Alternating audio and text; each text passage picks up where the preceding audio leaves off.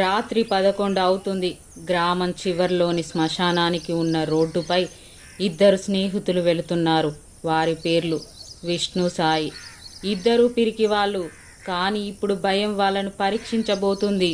సాయి విష్ణువుతో, అయ్యో విష్ణు, ఇది మన రోడ్ కాదురా, ఇక్కడ చితులు ఉన్నాయి, శ్మశానం కదరా, ఇది పొగ కూడా వస్తుందిరా. విష్ణు సాయితో, ఓహో అదారా, అదే సుబ్బారావు ఆత్మరా, నిన్ననే దహనం చేశారు కదా, అదే అయి ఉంటుంది లేరా. అరే విష్ణు, నాకు చాలా భయం వేస్తుందిరా, వెనక్కి తిరిగి వెళ్ళిపోదాంరా, లేకపోతే ఈ శ్మశానం దాటేలోపు చచ్చేలా ఉన్నాము. అసలే మా అమ్మ చికెన్ బిర్యానీ చేసిన అని చెప్పిందిరా, అది తినకుండానే పోతానేమోరా, చాలా భయం వేస్తుందిరా. దానికి విష్ణు, సరేరా, మా అమ్మ కూడా చికెన్ ఫ్రై చేసిందట. అరే సాయి, రాత్రి ఫుల్ బాటిల్ తెచ్చి హాఫ్ తాగి హాఫ్ అక్కడే పెట్టాం కదరా, ఇప్పుడు మనం ఇక్కడే చేస్తే అది ఎవడో తాగుతాడు కదరా, కష్టం మనది, ప్రతిఫలం మరొకటిది, అంటే ఇదేనేమో. తొందరగా వెళ్దాం పదరా. ఇద్దరూ వెనక్కి తిరిగి వెళ్ళబోతుంటే ఒక వృద్ధుడు బూడిద పూసుకొని కూర్చున్నాడు.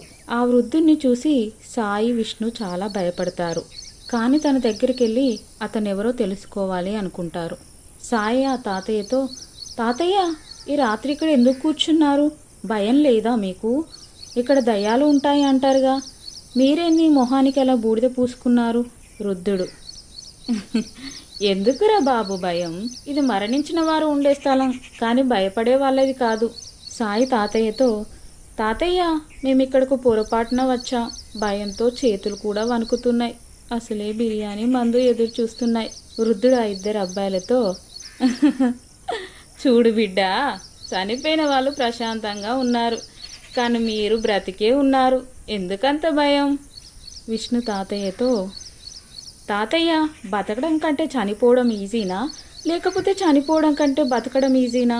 అప్పుడు వృద్ధుడు ఇద్దరు అబ్బాయిలతో, భయంతో బ్రతికేవాడు 2 సార్లు చస్తాడు, ఒక్కసారి భయంతో, ఇంకొకసారి నిజంగా.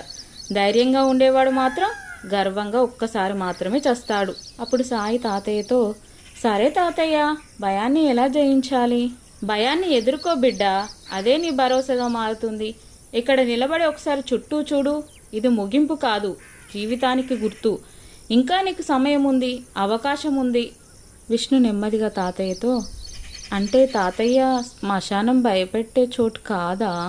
కాదు బిడ్డ, ఇది జీవితం విలువ నేర్పే స్థలం, భయం వెళ్ళిపోతే భరోసా వస్తుంది, భయపడకండిరా. చనిపోయిన వాళ్ళు మనల్ని ఏమీ చేయరు, అక్కడ వాళ్ళు నిశ్శబ్దంగా ఉన్నారు. శ్మశానం మనకి ధనం, శరీరం, అందం ఎంత ఉన్నా అన్నీ ఒక్కరోజు మట్టిలో కలిసిపోతాయి అని తెలియజేస్తుంది. మనం భయపడాల్సింది శ్మశానంలో దయ్యాల్ని చూసి కాదు, అబద్ధం చెప్పి మోసం చేసే వాళ్ళని, సహాయం చేయగలిగే అంత ఉన్నా సహాయం చేయలేని వాళ్ళని, వెన్నుపోటు పొడిచే వాళ్ళని.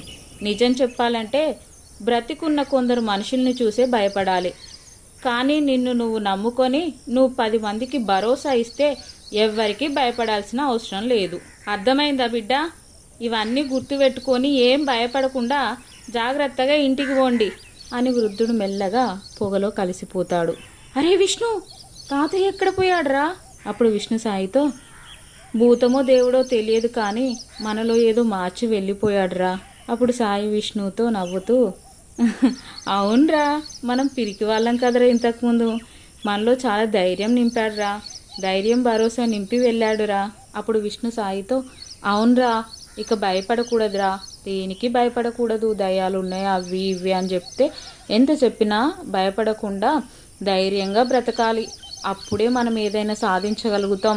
తాతయ్య చెప్పినట్టుగా మనం 10 మందికి భరోసా ఇస్తే మన జీవితం సార్థకమవుతుందిరా.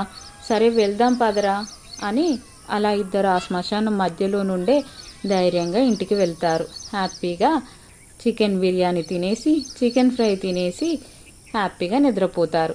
ఈ కన్వర్జేషన్ ద్వారా నేను మీకు చెప్పేది ఏంటంటే, భయం మనలోనే పుడుతుంది, కానీ భరోసా కూడా మనలో నుంచే వస్తుంది.